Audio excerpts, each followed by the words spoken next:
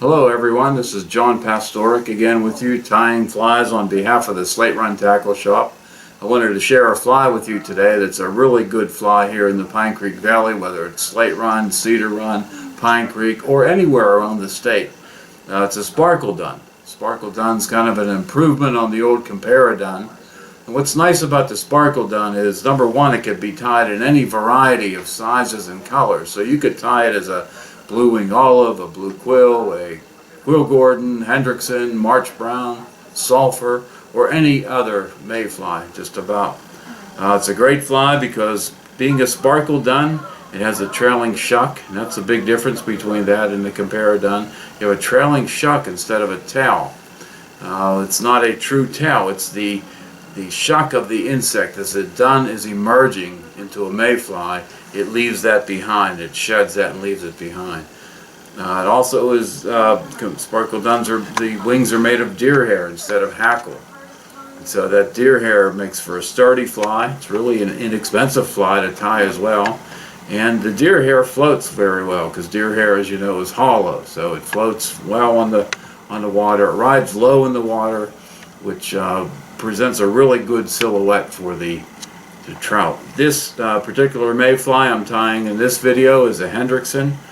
I have my own blend of Hendrickson color that I use. I start with Orvis Spectra blend.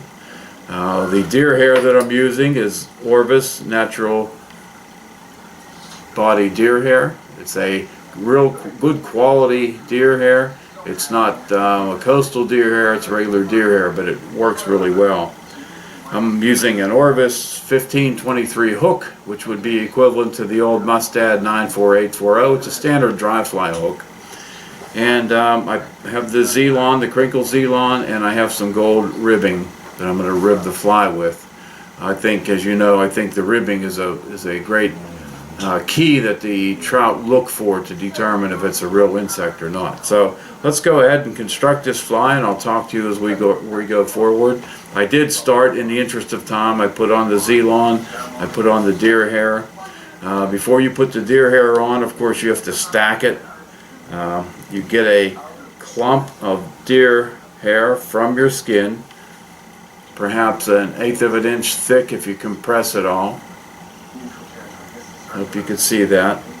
When you trim it off of the deer skin, you trim it close to the skin, and you put it in your stacker, your deer hair stacker, and you give it a few wraps. Before you put it in there, you want to brush out any underlying fur. When you take it out of the stacker, you want to take it out in the position you're going to tie it on the fly. So I have the tips forward, the butts in the back. As you can see, it's ready to go.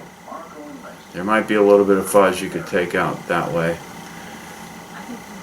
So I tied it in, tips forward, and then I built a kind of a dam or a brace in the middle, at the head, that holds that deer hair upright. Right now I'm going to put on the dubbing. You do notice I did not crowd the eye, and that's a common mistake that people make tying this fly. They use too much deer hair, they crowd the eye, and then it just doesn't look right. So I put the deer hair on. It's a little bigger, a little higher than the shank length. I'm going to put the dubbing on now, and I'm going to be a little bit out of order when I put the ribbing on, but it should all work. And as I always say, neatness really counts. You want to put your dubbing on in nice, even wraps.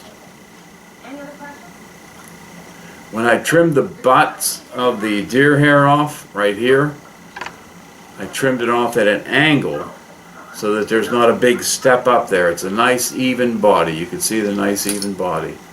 So we'll go ahead and we'll finish putting the deer hair on. And however you have that underbody made with the fur is how that dubbing is going to go on. So you can see it's going on very neatly.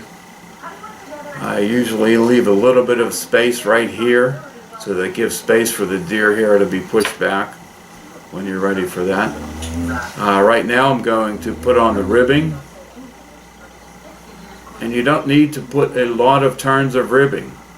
Maybe 4 turns of the ribbing will give it enough to show that the segmentation that I think the trout like to key in on.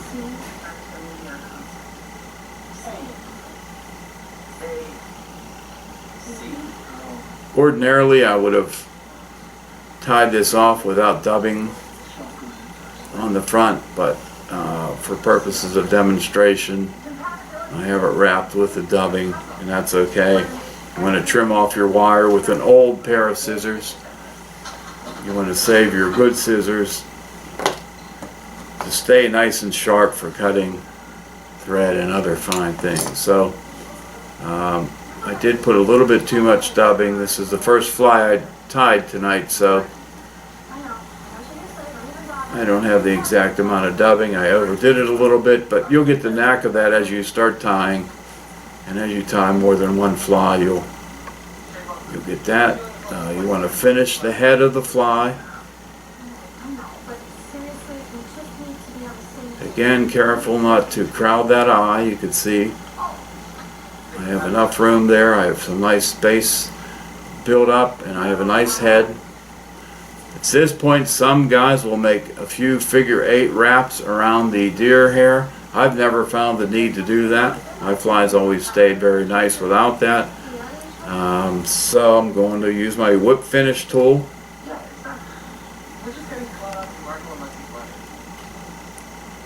And you get 5 or 6 wraps of that.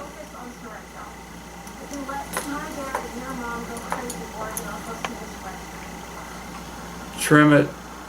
I usually leave any stray fur or any stray deer hair on there. I think it makes it look more of a buggy fly. And you coat the head, and then oftentimes I will use just a little bit of head cement to keep that deer hair, the deer hair in good shape, and that'll keep it nice and sturdy. I usually have a little feather. I don't have one here nearby today, but you can take anything. Here's a little bit of deer hair that I'll put through that eye, poke through there, and that'll take the excess cement out so that it's easy to tie onto your tippet. So again, the great things about this sparkle dun are that it floats very well. It floats low in the water, makes a good silhouette for the trout to look at.